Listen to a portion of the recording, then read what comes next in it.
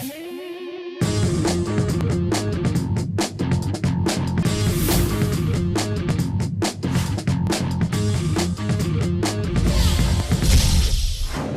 and welcome to Jersey Matters. I'm Larry Mendte. On this week's show, parts of New Jersey get over 2 feet of snow, but is that a record? We get the latest from the state climatologist, David Robinson. Seniors are eligible for the COVID-19 vaccines, but what if they can't leave the house? We talk with the CEO of the Visiting Nurses Association, who is ready, willing, and able to help.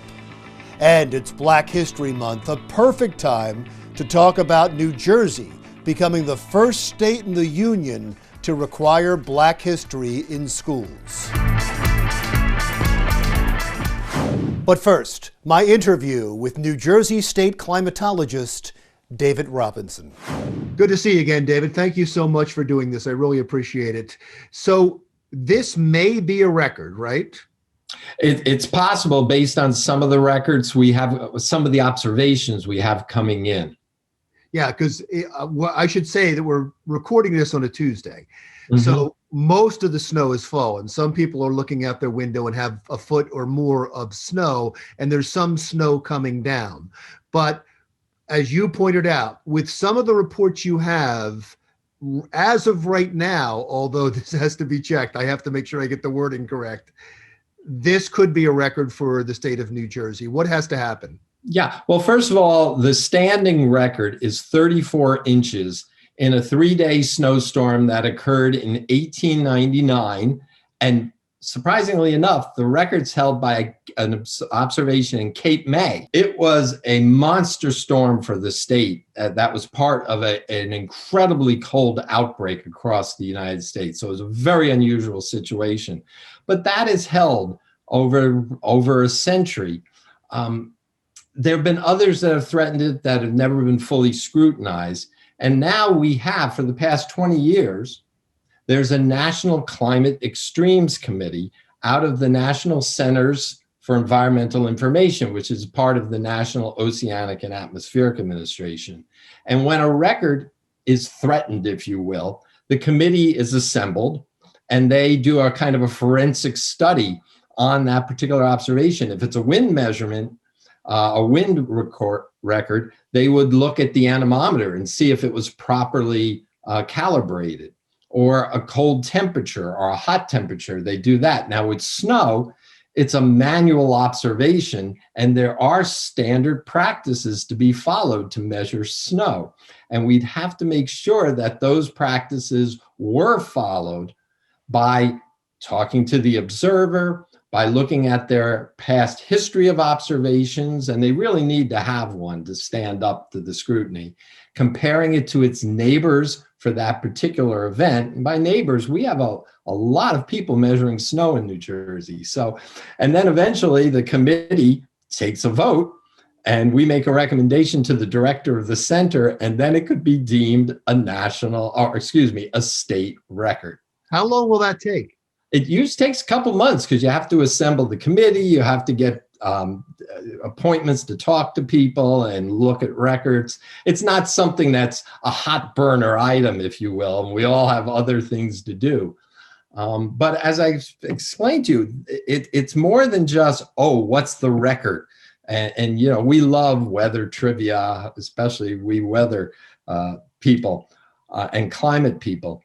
But it's important to know what the record is because it helps put things into perspective of past events and any future events. And it also involves potential reimbursement from the federal government for snow removal. And that reimbursement is based on just how unusual your particular storm is compared to storms in the past. And if we go and inflate the numbers for storms in the past, erroneously or unconsciously perhaps, then it's going to be more difficult to secure funding in another storm that may come later. So there's some real practical purposes to it rather than just trivia. Well, we'll all wait with bated breath in a couple of months to find out if this was the record or not. What Was this a surprise, this storm? I know that you look at climate in months and seasons. Were we expecting something like this? The storm itself, this particular storm, was not a surprise. It was quite well forecast, and it's really a storm that came ashore in the Pacific a week ago that flooded parts of California, put multiple feet of snow in the Sierra Nevadas, and then traveled across the country and redeveloped off the coast and came up the coast very slowly as a nor'easter. So in that regard, we saw it coming. Now, a coastal storm in a winter like this is not as probable in some other winters. And let me explain. There is a La Nina event going on in the tropical Pacific this winter.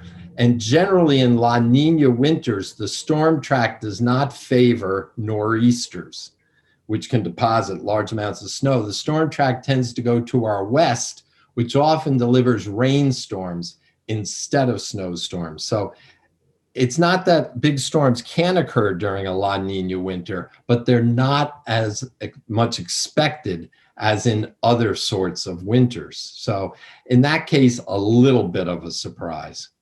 Is this part of a longer trend? Are we seeing more severe winters? It seems as if we're seeing bigger storms. So when we get a storm, it's a big storm, not that we're getting more storms.